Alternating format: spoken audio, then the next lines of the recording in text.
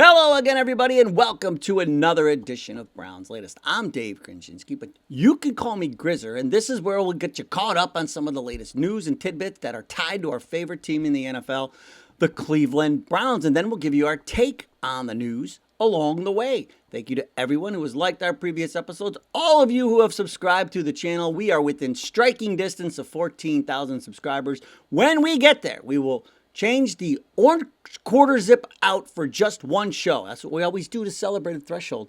Whenever we cross a threshold on subscribers, we change the fit for just one show. We are almost there. We're like 400 away from 14,000. When we get there, we'll change the fit. And thank you to everybody who get your comments down there in the viewer comments section. This show would not be possible without you. Speaking of the show, coming up today, we will be talking about Jim Schwartz resigning. But I also have a homework assignment for you when you're watching the Super Bowl.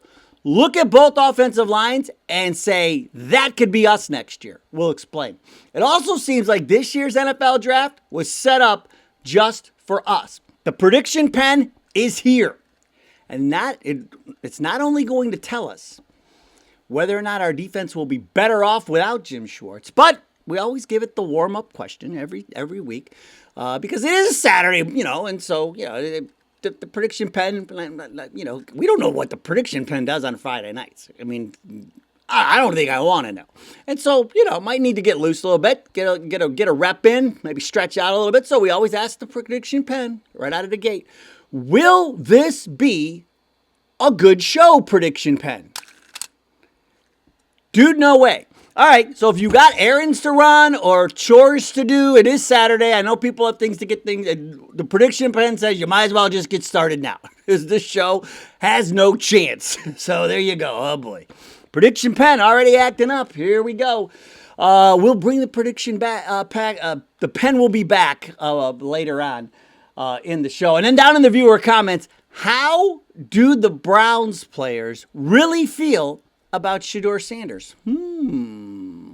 We'll have to find out. But first things first, Jim Schwartz is no longer with the team. And so, of course, this happened like right after we posted yesterday. So I put it in the comments, and it is what it is. I mean, we felt like it was going this way for sure after Monken talked on Tuesday. I mean, when he talked to Schwartz on Monday and then comes out Tuesday and basically slam Schwartz, you knew it was going to take a miracle to get this done. I was holding out hope that maybe the players could come back and talk some sense into him, but that's not the case. The good news is we can still be compensated for. Remember, we talked about potentially trading. Now, even though he resigned, we still have his rights. So we can't technically trade him, but here is what could happen, okay? So Jim Schwartz resigns. He's not like a free agent. He can't just go to any other team because he had 2 years left on his contract, and the Browns continue to hold his contractual rights. So he's not a free agent. He can't just go sign with another team. If there is a team that's interested, they will have to negotiate with the Browns and compensate the Browns. And this usually involved draft picks like we talked about before. Before he was gone, they could have tried to negotiate a trade with somebody, but now they can't. The trade talk is out, but we can still get draft compensation. We can get compensation if it's a lateral move, if he goes and becomes somebody else's defensive coordinator, or if it's a promotion, if he does get a head coach job. So he is expected to sit out this season. But here's the other thing. The Browns could just release him, let him go so they don't have to pay the contract. But that's what they did with Callahan. Remember when Callahan wanted to go coach with his son in Tennessee? They just, they were cool about it. They're like, we get it, man. You want to go coach with your kids, so go ahead. You're offering. And then they just got rid of the entire contract, and Callahan went on his way. But in this case, the Browns are like, yeah, we're not doing that, buddy.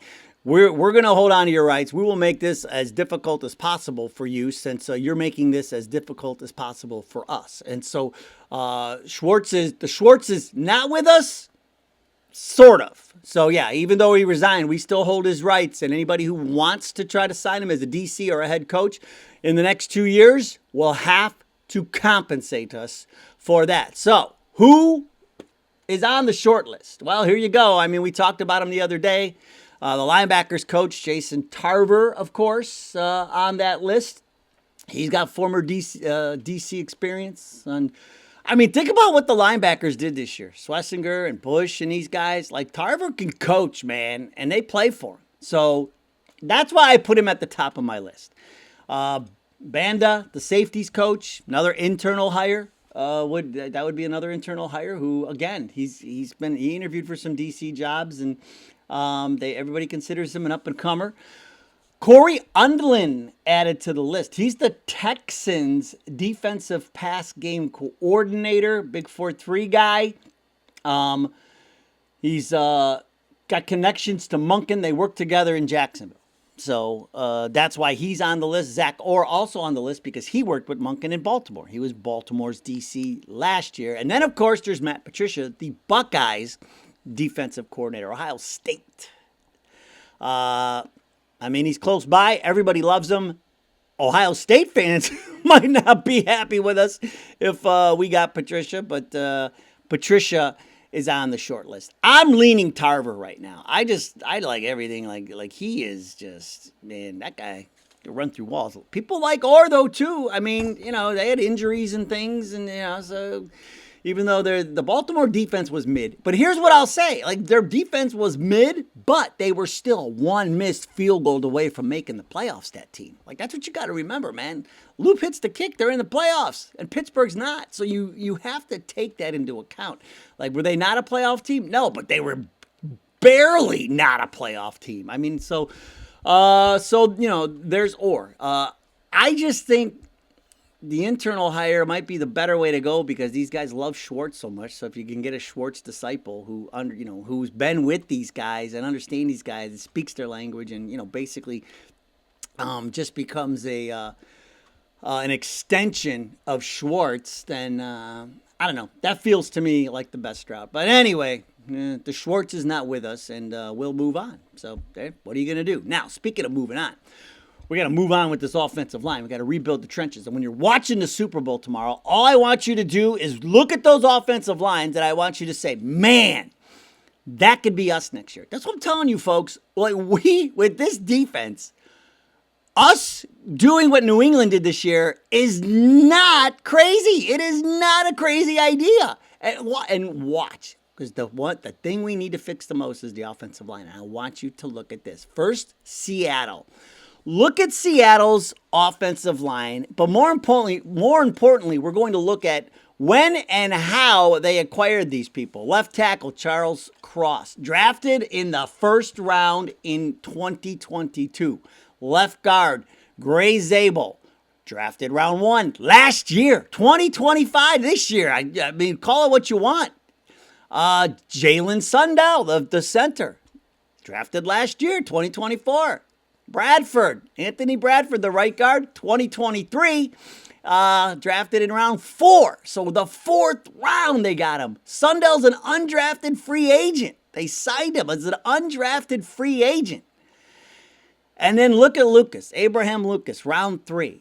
So 3 out of their 5 starters on the offensive line, one's an undrafted rookie free agent, and 2 are found in the 3rd and 4th round. And I keep talking about this draft and the linemen, but wait, it gets better when you get to New England. Because look at this. The whole left side of their line is rookies. Will Campbell, we talked about this a few weeks ago. Will Campbell, he was their 1st round pick this year. And then Wilson was their 3rd round pick this year, left guard. Garrett Bradbury, their center, signed as a free agent in March. So wasn't even with the team until this year. And then you got the right guard, Mike Onwenu, who was drafted in the 6th round in 2020.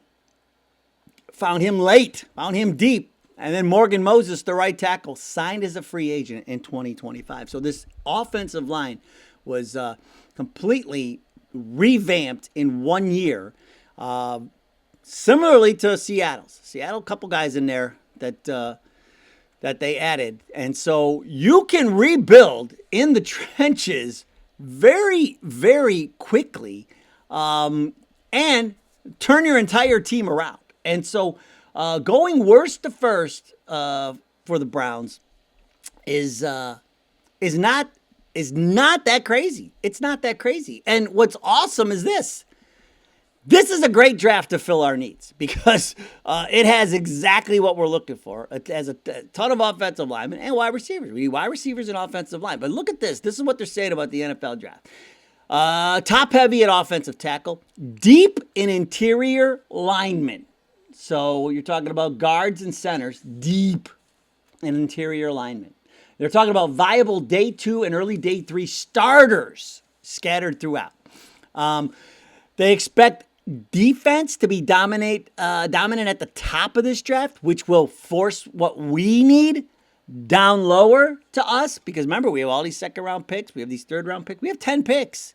That's another benefit for us.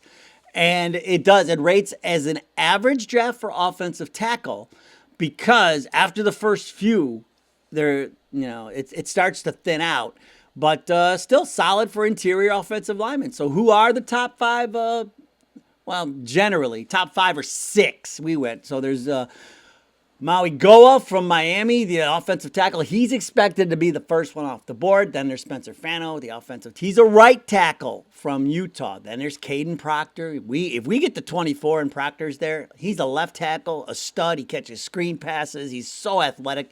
That would be a guy. He could be a lock and load Joe Thomas type out there at left tackle. Then you got Caleb Lomu. He is Utah's left tackle. I mean, there's a situation where, if you go Fano, and you could get the bookends. You could get Fano at 6 and Lomu at 24 if this works out the right way. And then you got Ione, the guard from Penn State. They say he is a road grader, man. So you got him. And then Dunker is the guy we keep talking about. He is a tackle, and you saw him in the Senior Bowl. He played right tackle, but they are projecting him to move inside and play guard.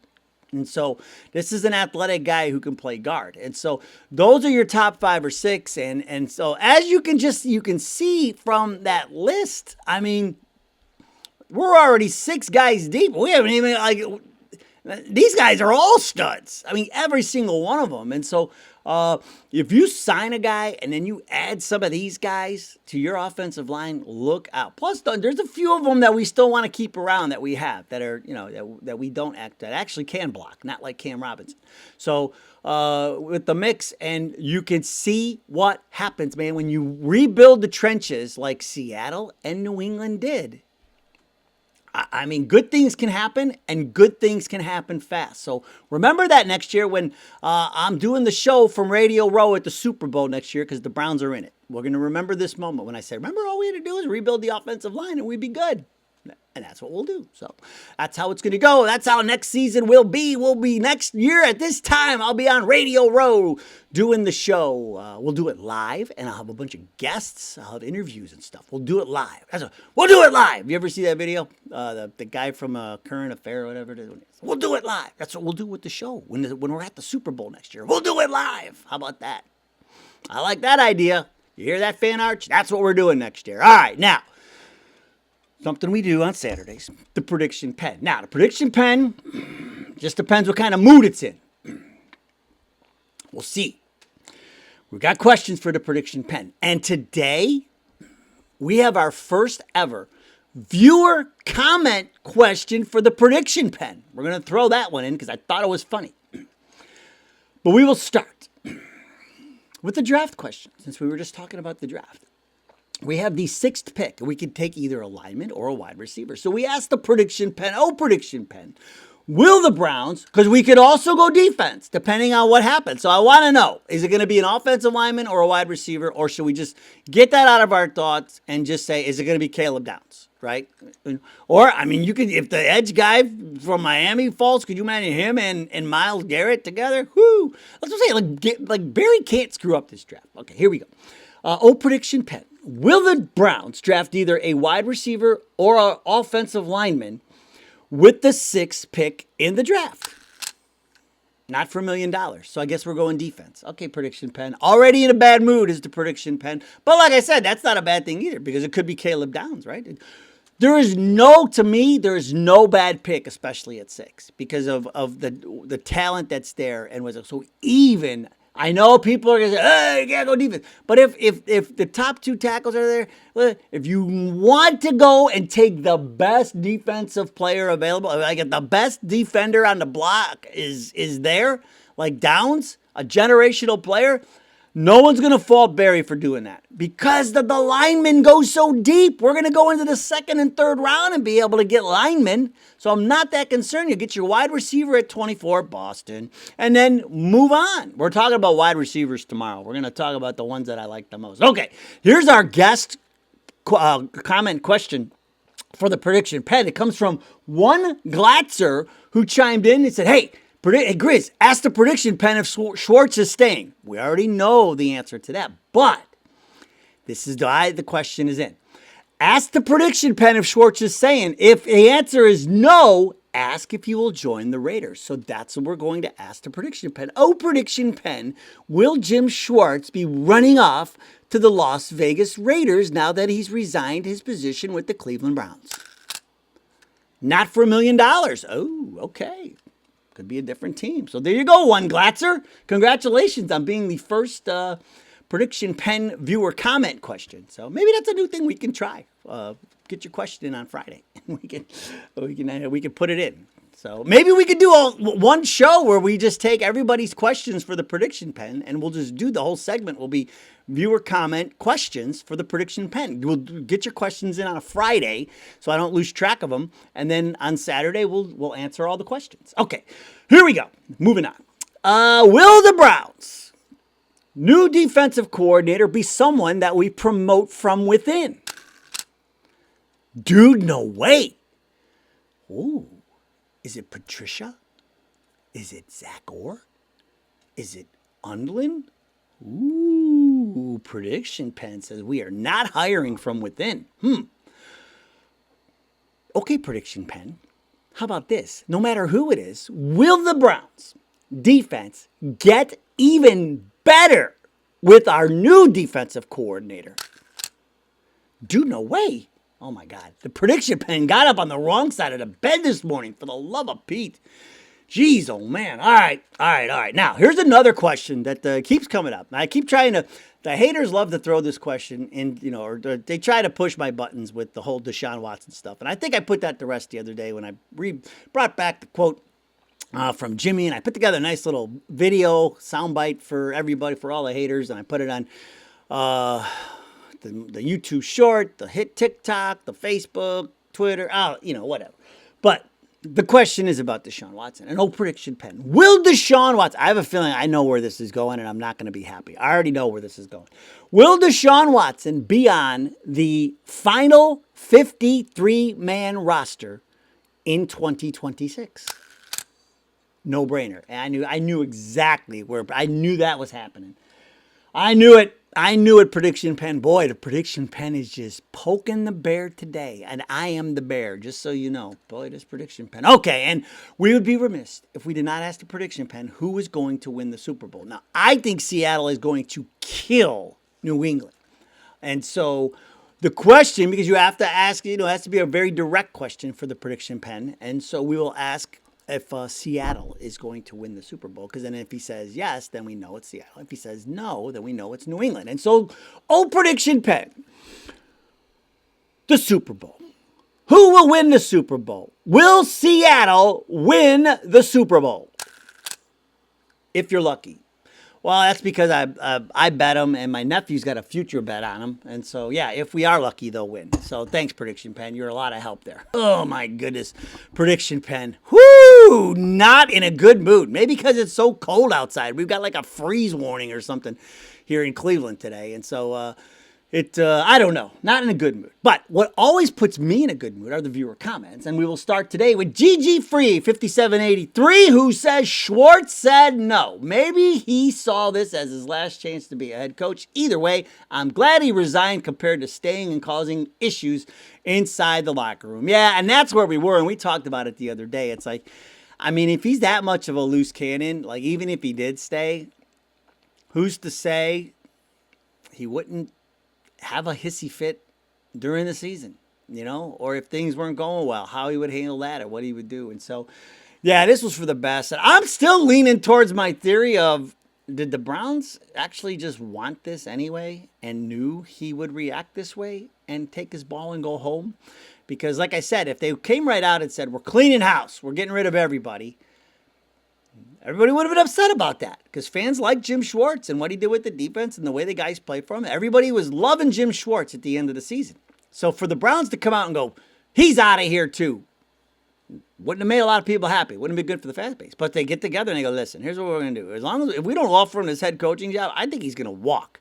And so maybe that was the plan all along. And they got what they wanted. They cleaned house inadvertently. It's like an intentional walk in baseball. You know, when you get those guys up there who are free swingers and you don't want to give them anything good, but you're going to put them on. And instead of just intentionally walk them, you try to get them to fish for stuff. You throw all over the zone.